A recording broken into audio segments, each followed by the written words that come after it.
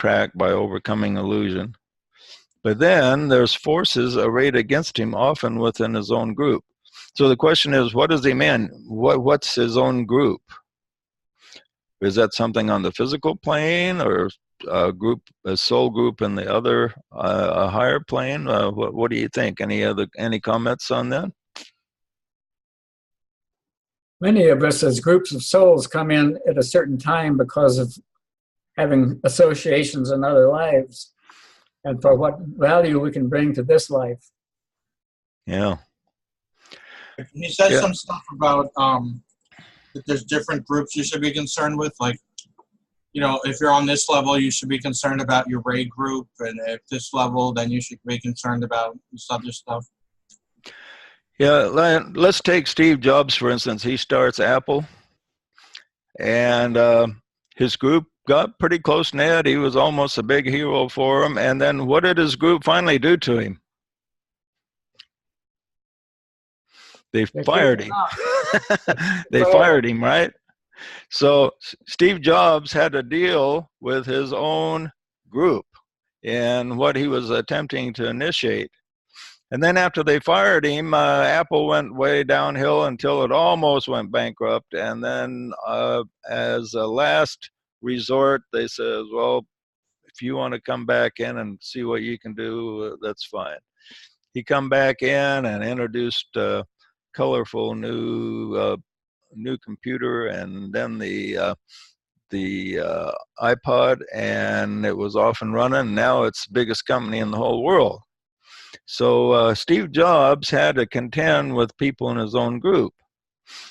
Now, since we have a group here, we might ask this: are we going to have to contend with people in our own group as we work to complete the molecule? And that's probably true. Let's suppose several people think they should be in a certain situation or be accepted by certain partners, and they aren't, and then they get mad and have negative feelings, maybe even attacked. And I've had this type of thing happen before. I won't name names, but I've had people that were very supportive, and then they just turned on me and started attacking me. And so that happens. You always have a handful of people in a group that eventually turn into a problem that you just have to deal with. And that's why one of the things about the molecule, I probably won't have to make, maybe I have to make no choices to speak of in creating the molecule, because it's going to form kind of organically, where people will get together, and if their relationship doesn't work, a little bit like a marriage, except there's no romance involved. If the relationship doesn't work between couples and individuals, then they will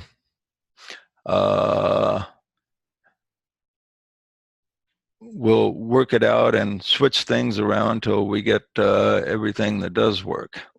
So anyway, I thought that was an interesting statement. I'd never heard him make or registered him making that one before in connection with this type of progression. Then he makes his point. He says the phrase, "the one who meditates," relates to the soul. The disciple becomes one with the soul is the goal. And then he makes this statement. He ends the Rule 7 with these words: when this battle has been fought and won, the disciple steps into the ranks of the white magicians of our planet and can wield forces, cooperate with the plan, command the elementals, bring order out of chaos. He is no longer immersed in the world illusion, but has risen above it. He can no longer be held down by the chains of his own past habits and his karma. He has gained the vital power and stands forth as an elder brother. Does everybody remember what the vital power is?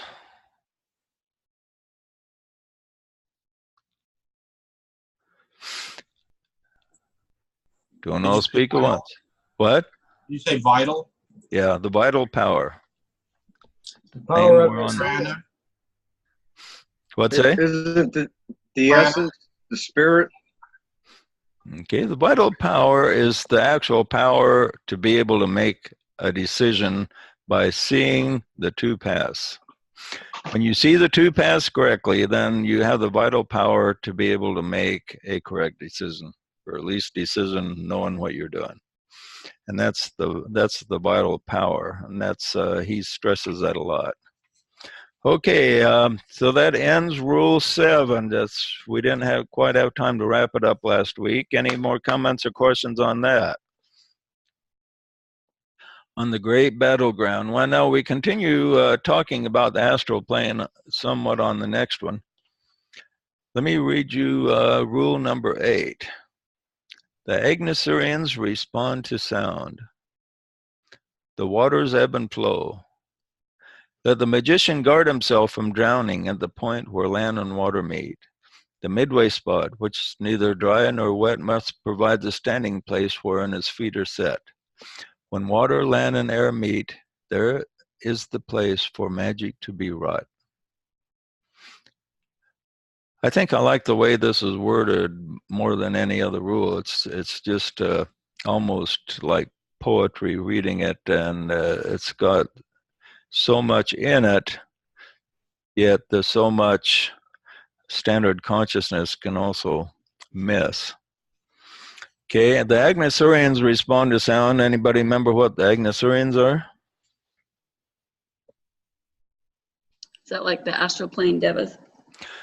Well, exactly right. Way to go. Yeah, they are the devas of creation on the astral plane. Little lives that put things together there. So they respond to sound. Okay, he says on Rule 8, he says it would be advisable for the student to read with care the commentary is given in the Treatise on Cosmic Fire. What a lot of people either forget or don't know when they read this book is that in the treatise, last part of Treatise on Cosmic Fire, he goes through these 13 rules and gives a brief synopsis of each one.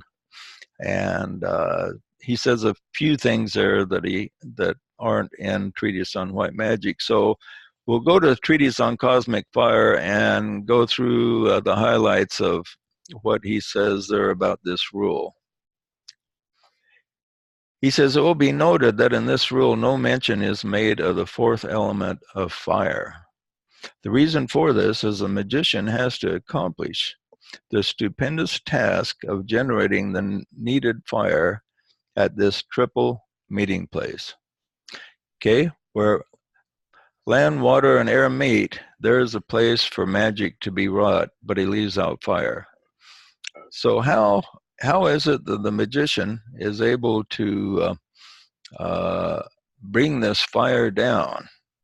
Well, he gives a quote from the old commentary, and the old commentary is always very deep, but has a lot in it. So let me read from that. When the fire is drawn from the innermost point within the heart, the waters suffice not to subdue it. Like a stream of flame, it issues forth and traverses the waters, which disappear before it. The goal is found. When the fire descends from the one who watches above, the wind suffices not to blow it out. The very winds protect, shield, and aid the work, guiding the falling fire into the point of entrance. When the fire emanates from the mouth of the one who thinks and sees, then the earth suffices not to hide or kill the flame. It feeds the flame, causing a growth and a magnitude of fire which reaches the narrow door of entrance.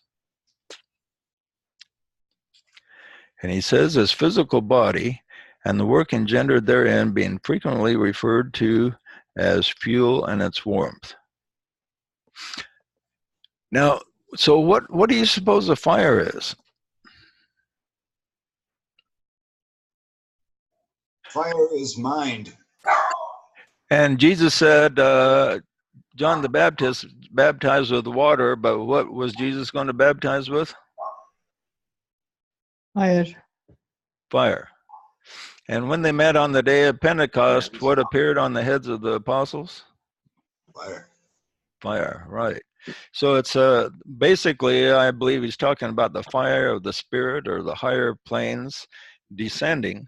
And this has to, he says, to make this work, the physical body has to be in good condition and purified to a degree. And we must purify our thoughts so that we can, when the fire descends, we can hold that fire. Like he says here in the old commentary, the waters suffice not to subdue it. Now, how do the waters subdue the fire? It happens because the waters symbolize the astral plane, the emotional self. And when you have this higher contact and the spiritual fires descend, the waters and many people will, the feeling nature will subdue the higher. So the higher cannot manifest. Can't have the spiritual fire manifest if you got a bunch of negative vibes circulating in your emotional body. And the wind suffices not to blow it out. Wind is like, that's a symbol of mind. So negative thoughts, illusions, can't blow it out. So we need to overcome our illusions so that when the fire descends, the wind of our thinking, so to speak, of our wrong thinking, our thinking is correct enough and overcome illusions enough that we don't blow out this fire. And this is a key to becoming a white magician. Then when the fire emanates from the mouth of the one who thinks and sees, then the earth suffices not to hide or kill the flame. And the earth is like symbolizing the physical body, physical things, physical desire, sex. All the diversion of attention is that the normal person has is nullified by the disciple as he seeks to link heaven and earth within him. So the earth and all its attractions cannot kill the flame. He says it feeds the flame, causing a growth and a magnitude of fire which reaches the narrow door of entrance. And what's the door of entrance?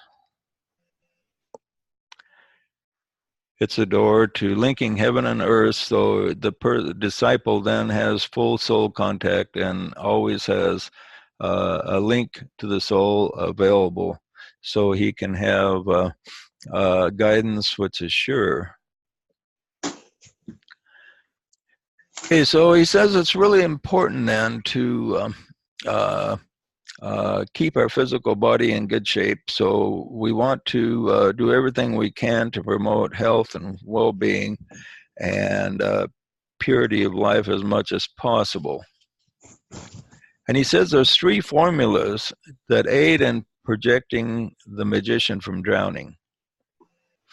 He talks about the magician drowning. How does the magician drown?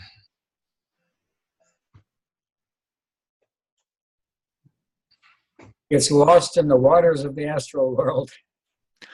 Right. In other words, he drowns when the astral world becomes, the emotional world becomes so powerful that it prevents him from accomplishing his mission and or changes his direction. The best example I can think of somebody drowning and being prevented from accomplishing his mission was in the story of Joseph Smith.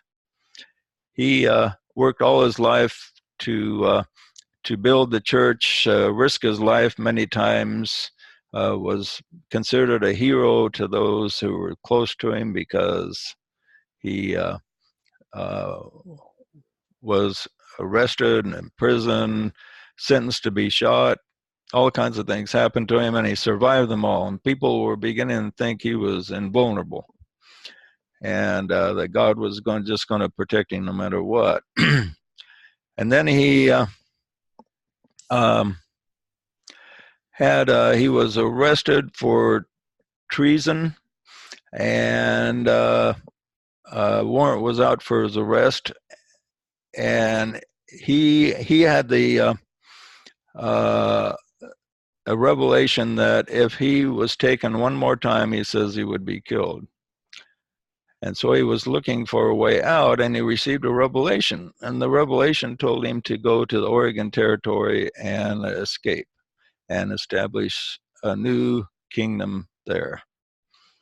And so he took off. He took essential things and took off and crossed the river to the Ohio, and or Iowa, I think it was. And even crossing the river, there's a big storm came up. They barely got across the river alive. It was almost symbolic of the great emotion he was feeling.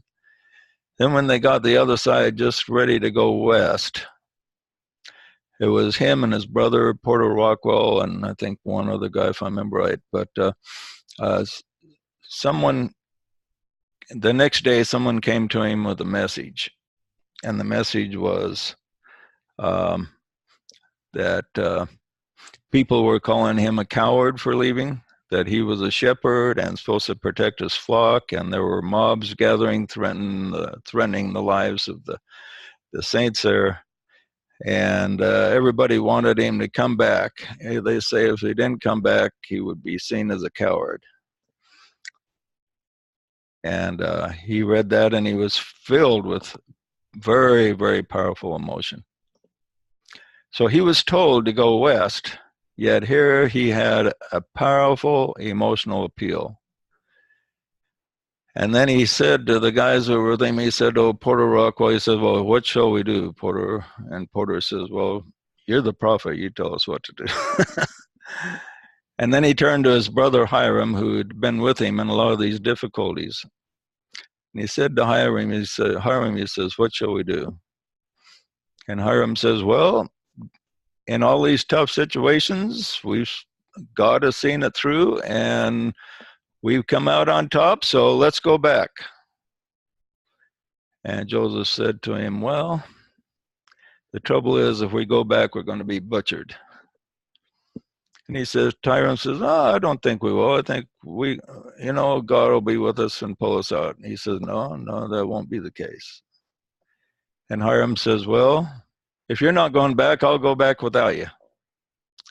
And that was a real clincher for him. So here he was told to go west to escape and start anew. And his own brother, can you imagine the feeling? His own brother going back, that would really make him look like a coward. If his own brother went back and faced the music, and Joseph didn't. And it looked like he was just saving his own skin.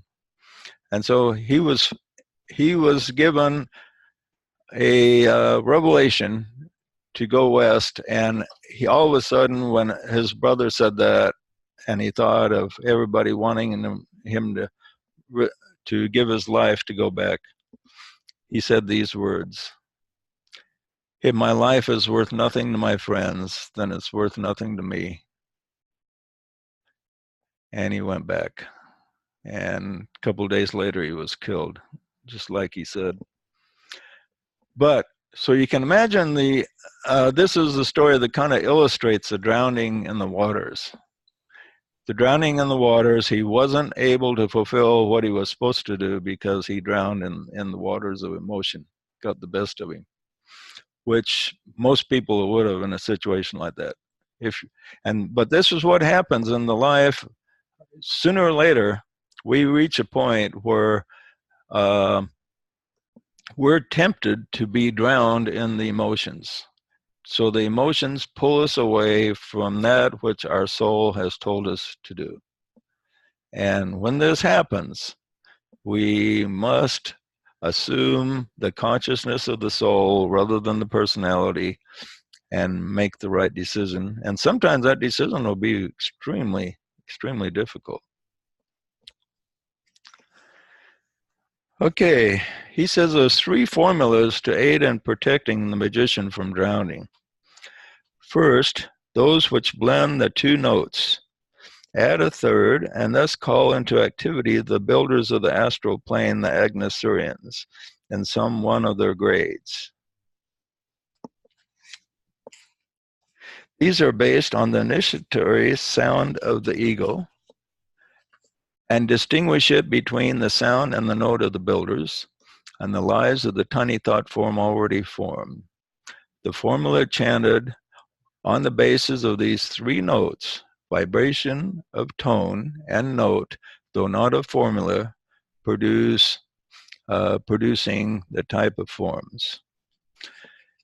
Okay, this is very complex. You have to kind of meditate on this to figure out what he's saying. He says that there are three notes that the disciple has to sound that will protect him. The first note, he says, based on the initiatory sound of the ego. Okay, what do you think the note of the ego is? Is it an actual musical note, or is it something else, or is it interpreted on several levels? The note of the ego, or the note of the soul, or the note of the higher self, you could say. Vibration. Note vibration. Yeah, a note is vibration, right? And so when you hear the sound, the note of your soul, what do you hear? Or feel, or sense, or perceive? Listen, in general, it's your vibe, as people say. You give off a vibe. Right, right. When you make contact with your soul, it has a certain vibration or note, right? Right. And you feel it and you recognize it. Now, in language of religions, you could say they feel the spirit. Okay, you feel a certain note inside, you know it's connected with you, and that is the note of the soul. Now, the soul also has a note of its own on corresponding to the musical scale. You yourself have a chord connected with your soul and a chord connected with your personality. And it's composed of a note that's attached to your physical body and its ray, to your astral body and its ray, to your mental body and its ray, and to your personality and its ray, and to your soul and its ray. So that gets kind of complicated. But if you learn to the secrets of the whole chord, then you can stimulate your personality and your soul and blend them together. But something that's easy. Yeah? I was going to say, I think the vibrational frequency for love is 454 on the scale, whatever the musical scale is. I think it's 454, yeah, millihertz. Oh, okay. Yeah. I think I've heard some about that. I'm not sure the whole teaching behind that, but we'll have to look into it sometime. But as far as the note of the soul, most of us here have had some type of soul contact, and when you have your higher self, you feel that vibration, you recognize, yes, that's the higher part of myself. I'm tuning into it, and that's for us, for a practical purpose, that's sensing the note. Okay, there's a second note, the sound of the note of the builders. What would that be? Elementals. Yeah, the elementals, and there are the devas and elementals on the astral plane. Okay, so there's certain notes on the astral plane. There's notes where there's a lot of disharmony, and then there's notes that are in harmony. Like you watch a tear-jerking movie, for instance, it's got a really sad ending or something that offers a lot of hope. You feel a really good feeling in your astral body. It maybe strikes a note that is positive and a real note.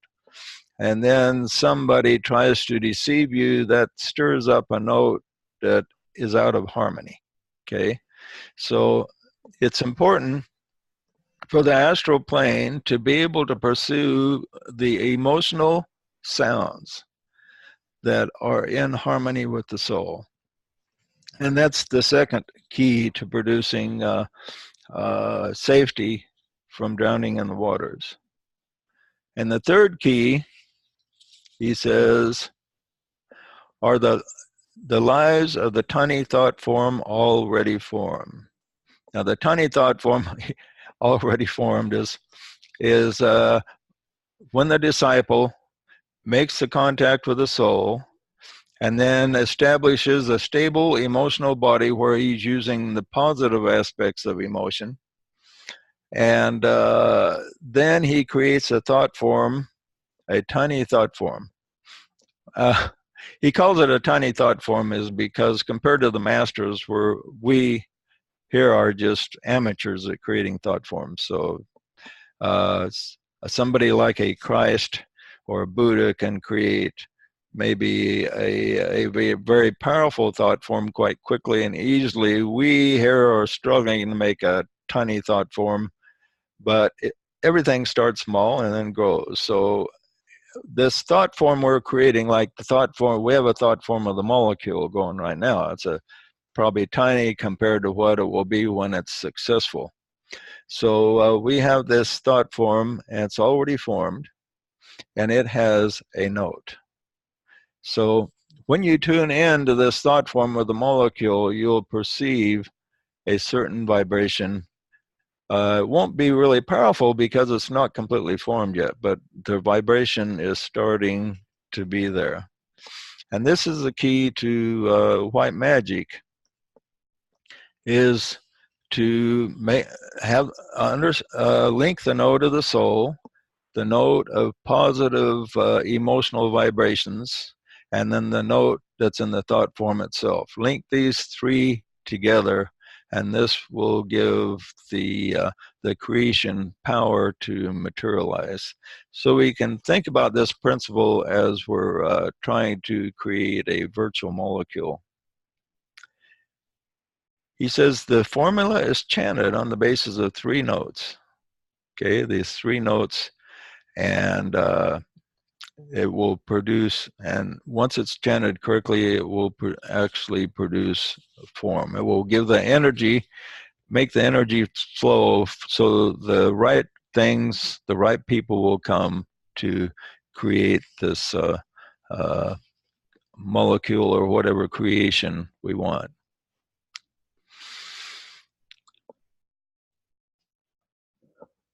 Okay, second thing to protect the white magician, he says, are those purely protective nature, and which through knowledge of the laws of sound, as they are known in connection with water or the astral plane, place a vacuum between the magician and the waters, as well as between him and his creation. This formula is based on sounds connected with air as well. For it is through placing around himself a protective shell of air atoms, esoterically understood, that the magician guards himself from the approach of the water builders. Air, again, remember, symbolic of mind. So the magician has to use his power of thought as a barrier between him and the emotions. And this is what Joseph Smith failed to do when he felt that powerful emotion telling him to go back, or else he'd be called a coward and he would really look bad. So he needed to stop and use his mind and say, well, wait a minute. I got this revelation, and when I follow the higher will, things always work out for the best. When I don't, they work out for the worst. So if he would have put that barrier between him and the powerful emotion he was feeling, he could have withstood drowning in the waters.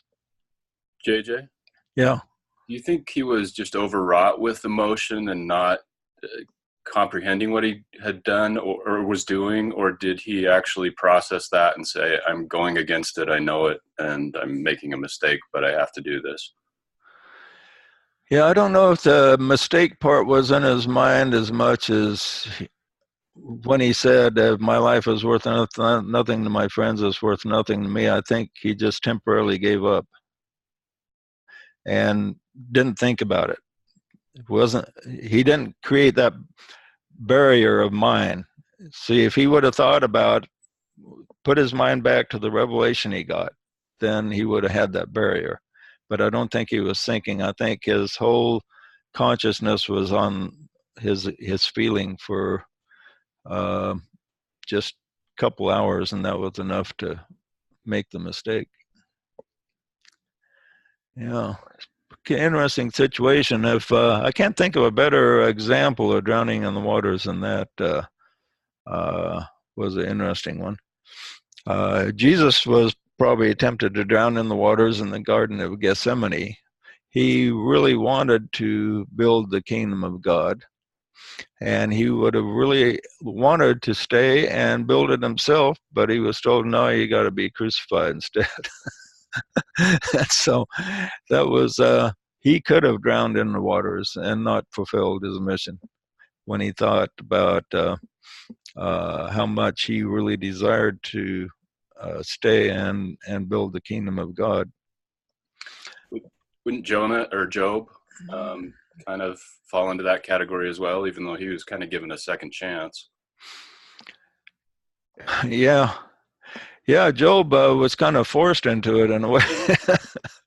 So maybe the powers that be needed Nineveh to be preach that message so much they kind of overrid normal protocol. I don't know.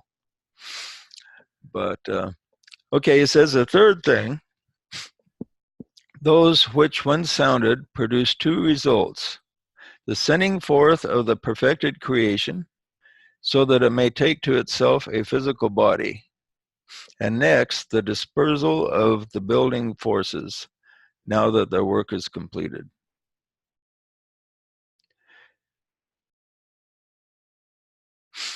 Okay, so in other words, if the disciple is able to see the creation begin to materialize, he says this will give him safety against the negative emotion that can pull him away from it. Because once it begins to materialize, and the work begins to be complete, then it's easier to make his stand and resist the negative emotions that's thrown at him. So when Steve Jobs completed the iPad and then the iPhone, by the time he got to the iPhone, he had his creation so complete and so structured that it didn't matter what criticism he got or how emotional he felt. There was nothing that was going to pull him away from continuing his work, except for his own death. But once the work gets a little bit of traction, then the magician receives quite a bit more protection. He says these protect the magician from the astral devas who can emotionally drain him to the point of death. And that's the end of the commentary on Treatise on Cosmic Fire. It's short, but every word had a lot of meaning in it. He says the intelligent and constructive desire of the white magician, acting under the instruction of his own soul and therefore occupied with group work, is a motivating power back of all magical phenomena. This is the most, and he says this point and this particular rule is the most important one of all the rules for the average student, because it has a lot in it that applies to the average student. Now he talks about group work. Why is group work and linked to the soul so much?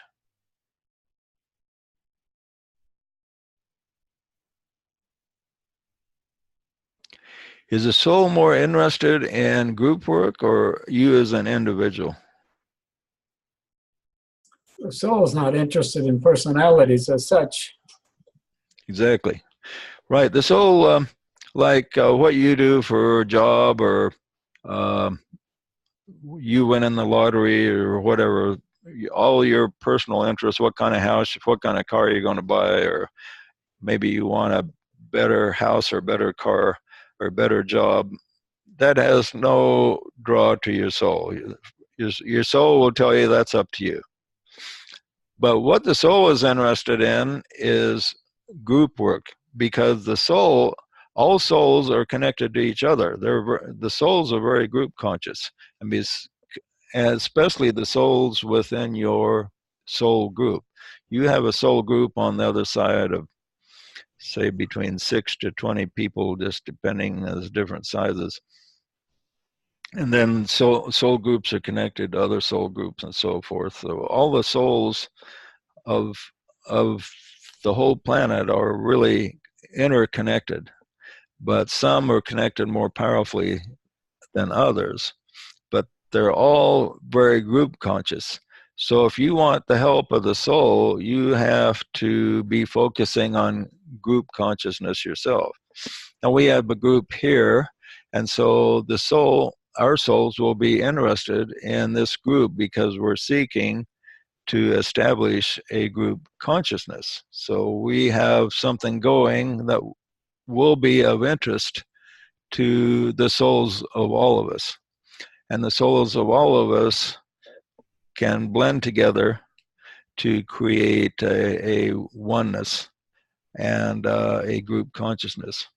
So the more we think in terms of group rather than self, and what's the difference between thinking of a group and self? We can think, when we think of self, we think, well, where do I fit in? Or how am I going to do this? Or what powers am I going to get? Or what's going to be the advantage to me? That's running contrary to the thinking of the soul. What we want to think is, well, how is everybody as a whole going to benefit? What is going to be the results when we all merge together to create a life higher than just us as individuals? So we want to think in soul consciousness, and then to think that as far as an individual effect, any good individual effect needs to be thought of also in group formation. Because when you think this way, you'll think, well, if I somehow get more personal power, I will be more benefit to as a servant to humanity and a servant to the group, and be a better suited member of the group. Okay, Jay, I think a good example of that is the fact that when one performs a service to others, the soul responds in a very positive way. So I think that's a good indicator of the soul responding to group as opposed to individual. Yeah, good point. I think if you want to have a conversation with your soul, I think if you mention the word oneness, you'll get them every time. Yeah, the souls of men are one, and I am one with them, says the mantra. Okay, so he says this rule cannot be understood where there's no soul contact. So we here need to have at least a smidget of soul contact to benefit from this rule, because it's a rule that voices principles, and principles are the language of the soul. He says, nor can the magical force of the soul work out in manifestation upon the physical plane until the meaning of its esoteric phrases have been somewhat wrought out in the inner experience of the magician. Most students are at the midway point where they will either drown and make no more progress, or move forward and become white magicians. Now here, the drowning doesn't produce death, so to speak, except death of your progress. So this is where kind of the average student is at, he says, is he's at the point to where he will either drown and make no more progress, or else he will continue onward, make progress, and take steps toward being a white magician. So can you think of examples of maybe people you know that just threw their hands up and quit? Have you ever met people like that? Have any of us not met people like that? I think we've all seen people who quit Yeah, for a time, but often they come back. Things are very cyclical at times. right. People don't quit forever. Usually they quit for a while and then they'll take another stab at it. Now, I think everybody in this group is forging ahead to the best of their ability, but I've met a lot of people in my life that get really enthused. They hear a spiritual message and they get really enthused about it, and then not enough happens for a period of time, and they get discouraged and go back to just being a regular guy again in the material world. And you see that happen a lot. So everybody here gets a gold star for hanging in there as long as they have. He says this rule has 3 divisions. First division is the response of the astral elements and the consequent ebb and flow of the waters. Now, the astral elementals and devas, they create an ebb and flow in the waters, and the ebb and flow in the waters would be, there's times in your life where you have very heavy emotion influence you, or at least try to influence you. And then you have periods of kind of peace where nothing much seems to be happening. So you have an ebb and flow of the waters, and we have to be prepared for that. And during periods where you seems like you're handling everything correctly or peace, that's a good period to prepare for things to come, because things always change. Then the second is the dangers of the midway spot, its nature and the opportunity it affords. And then the third is a place where magic is to be wrought, where land, water, and air meet. Okay, so we're going to Division 1. Division 1 is covered in the words of the rule, where it says the Agnosurians respond to sound. The waters ebb and flow. And first of all, before he goes on, he wants a recap 6 things that we should have learned by now. Okay, first thing, the soul has communicated with his instrument in the 3 worlds. Now, the instrument, when he talks about the instrument, he means the physical body, the emotional body, and the mind. The soul has made a descent and made contact with you in these 3 areas. Second thing, the man on the physical plane recognizes the contact, and the light in the head shines forth, sometimes recognized and sometimes unrecognized by the aspirant. Okay, so if you haven't seen the light in the head, you may still have it, but you just didn't recognize it and not paying enough attention to it. 3, the soul sounds forth its note. A thought form is created with the united meditation of the soul and the man, his instrument. 4th, the thought form and body and the will of the ego or soul, cooperating with the personality, takes to itself a triple form, constituted of a number of all 3 planes, the matter of all 3 planes, and vitalized through the activity and by the emanation from the heart, throat, and the ajna center of the white magician, the soul in connection with his instrument. Okay, so we have thought forms created with the cooperation of the soul and the personality. That's another thing that we have to take in consideration that we talked about earlier. 5th thing that we're supposed to have absorbed is the personality sheaths, each with its individual life, feel that they are losing their power, and the battle between the forces of matter and the forces of the soul is violently renewed. So the personality loses its power, he says, okay? The soul gains more power, the personality loses its power. The emotions no longer have the power to control all your decisions. For the average person, the emotions pretty much dictate what his decisions are going to be. But with the disciple, that's no longer the case. The mind doesn't even decide. The soul gives the influence that where the decision is made. 6, this battle must be fought out on the astral plane and will decide 3 things. Whether the soul will in any one life, for some life holds the critical stage, be the dominant factor, and the personality from henceforth be the servant of the soul.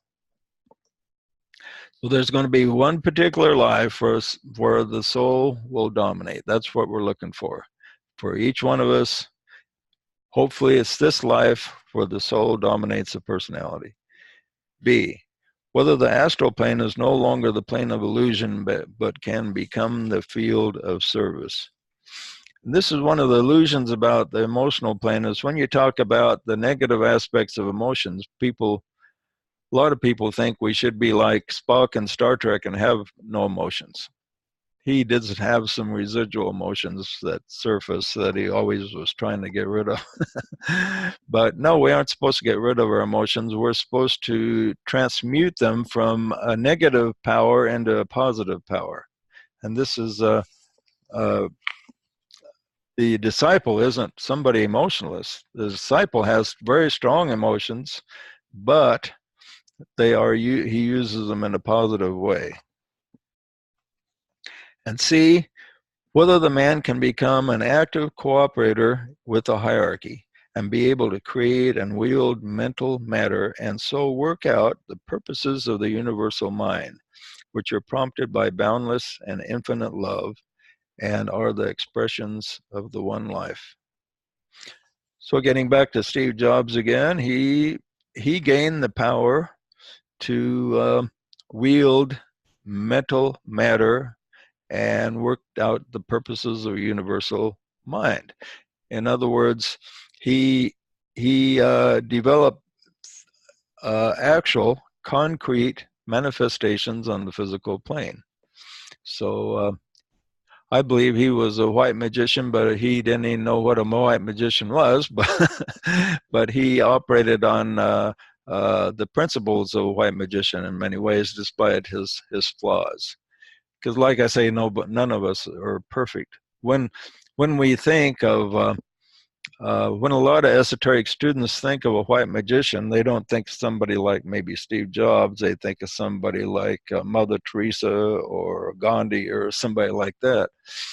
But no, there's white magicians in every field of endeavor: science, education, business, politics. Well, I don't know about politics. They're pretty hard to find in politics, but they exist once in a while. But Lincoln was a white magician, I think we can agree on. Matter of fact, DK earmarked him as a racial avatar. Anyone that gets that high of a title by the hierarchy would be a white magician of sorts. Washington. Yeah, I think he was too. It's really tough. People get, like you were saying, hung up on the stuff of, the trouble with Donald Trump is he's strong ray 1, and the anti-Trump people are strong ray 6 with a little bit of ray 2 thrown in, and so those two rays clash. So they can. The people on both sides can be equally right, but hate each other, which is kind of interesting. And just because the ray 6 and ray 1 especially just don't understand each other. And do you think he's a white magician? Is that what you're saying, or just pointing out the difference? Well, I won't make a judgment on that since he's so controversial. But come on, Jay. We'll do it off the record next time. But he's a lot more advanced soul than people give him credit for. Let me just say that. Well, I'd be interested in your thoughts on that, but maybe another time. Yeah, maybe another time. Okay.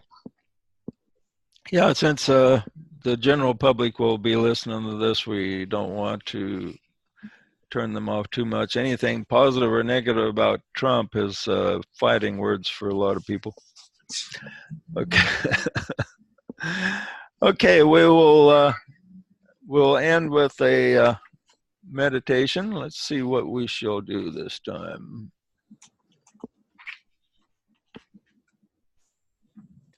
Well, maybe we can just go ahead with the New Jerusalem one, even though we don't usually do it during white magic. See if I can find it here. Here it is.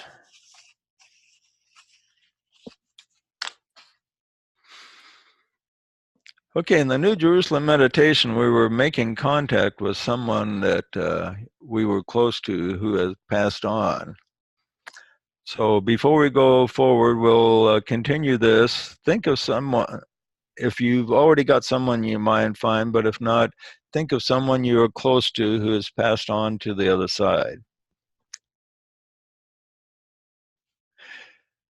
I'm just going to read through this, and then we'll concentrate more on the next days. It says, later on in your quiet time, pick another experience, relive it from beginning to end, another experience you had with this person. Pick this. After this, pick a third one. Attempt to recall and relive at least 3 experiences. You can do more if you like, but at least 3. After you're finished, call the person by name again 3 times, as before. Now remember, one of the keys to summoning up the person in your consciousness is call their name out 3 times, a little bit louder each time. Now you can do it, you don't have to do it vocally, but you can do it with powerful thought. Attempt to feel the presence in between the calling up the name. After the 3rd invocation, sit in silence for a few moments and listen for a response. Listen for the words to come to you from your loved one, as well as impressions. A spiritual impression can be worth many words. Okay, we're going to really go on to the next one, but we do want to call that person forth. So close your eyes. We'll first of all sound the Om. Eliminate all negative vibrations. Om.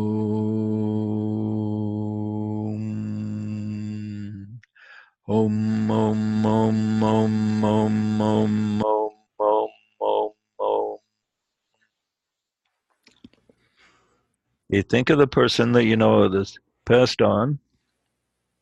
If you don't know of any, well, think of some famous person that's dead, like JFK or Lincoln or somebody like that. But if somebody's close to you has passed on, think of their name.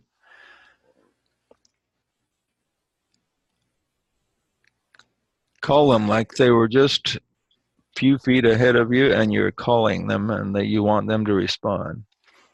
Call their name now.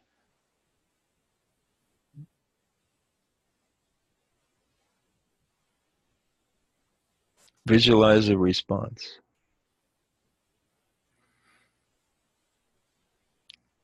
Call the name a second time with more emphasis.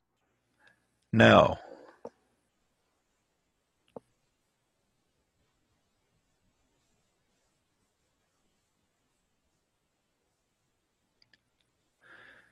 Now call their name a 3rd time with more intensity still. As much intensity as you can muster. Call it now.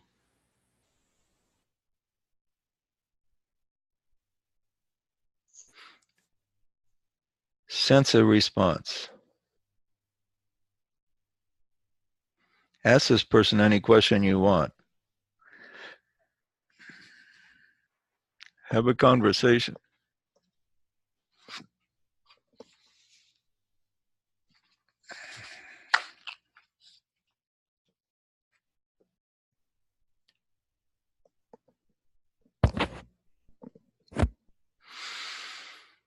Love is a super powerful attractive force. If a person loves something, he will gravitate toward it. If he feels love coming toward him, he will similarly respond. Love draws two or more together who are separated. Again, let your mind go back to an experience with a loved one who has been the object of your attention for this exercise. Pick a time where you shared a good or loving feelings. This time, put your attention on feeling rather than seeing images or hearing actual words. Start by extending your love to this person. Call the person by name and say something to the effect, I love you, and look forward to being with you again. After saying this, attempt to relive the feeling of the experience you have picked. Okay, again, call the person by name and say, I love you. Now, I love you and look forward to seeing you again.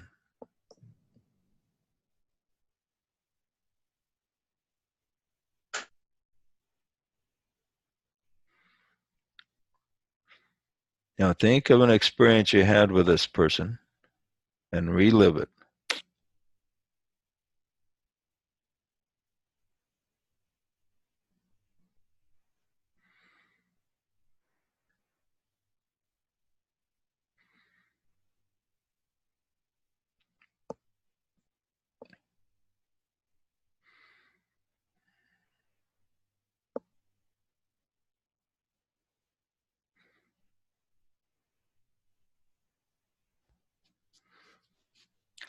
As you relive an experience with your loved one, let your heart go back in time and let yourself feel all the feelings you felt through the experience. Maybe all the feelings at the same time were not loving. That's okay. Just let all the feelings come to the surface. Just as you can go back in time and relive a conversation, you can go back and relive feelings. Some will be better at reliving the dialogue than others, and will find it easier to relive the feelings. It is a good idea to practice doing both. As you find yourself going back in consciousness and feeling, try to see time passing fairly close to real time so that you can soak in the feelings you had at that time. Try and spend 5 minutes or more reliving feelings of the occasion. If you arrive at an intense moment and feel inclined to go through it more than once, do so. Follow whatever impressions come to you during this exercise. Later on, your own follow the same procedure with another experience and then move on to a third. Reliving these feelings will make you feel close to your loved one, and the closer you feel, the greater will be the ease of communication. Okay, in this exercise, we're sensing the feelings that you have. Maybe the feelings you have over loss or how great it would be to see them again. Have just a couple moments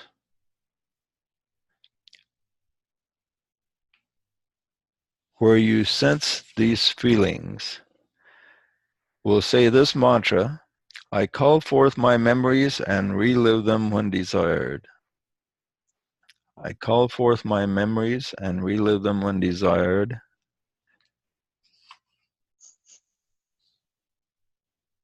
And relive them now and share the feelings of love and friendship. Visualize you being with this person. Maybe you're having dinner with him. Maybe you're on a camping trip. Maybe you're riding together in a car.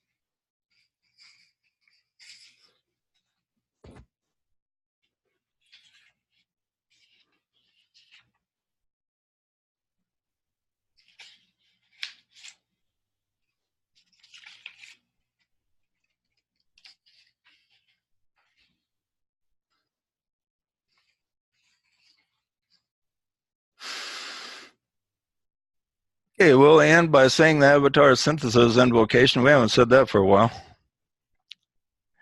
If you don't have this memorized or don't have it in front of you, just I'll say it slowly so you can say it, follow it along with me, and say it to yourself if possible. Sound the Om again. Om, Om, Om, Om, Om, Om. From the center where the will of God is known, let purpose guide the little wills of men. Let the one great life manifest its purpose and send forth his avatar.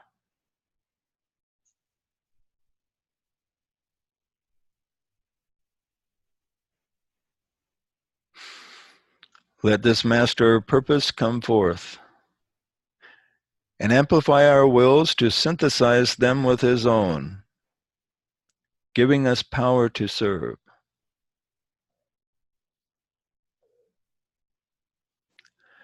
Let the avatar synthesis manifest to the group of which I am a part,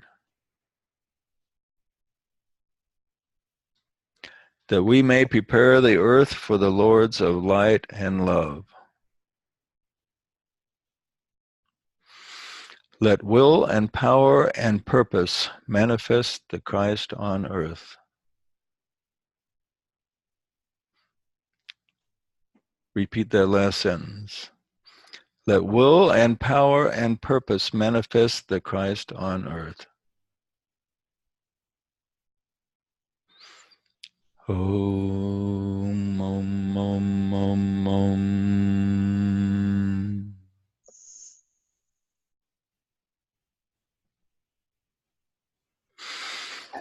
Okay, good class, everybody. Any comments or questions before we wrap it up?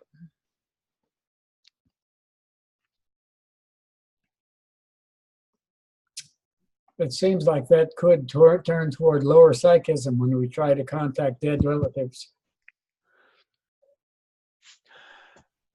Well, not really if you do it through the soul. Mm-hmm. But yeah, if you did it with direct voice, it would be lower psychism, where the person, but where you just think in full consciousness of communicating with the other person. It's more like mental telepathy can be used with the living or the dead. And but yeah, if we had a direct voice type of thing, where we had somebody speaking in the dead person's voice, then that would be lower psychism. JJ, Good comment. What's the best way to avoid pretender entities when you're trying to call forth a specific loved one? Or is that not really a concern if you use this method?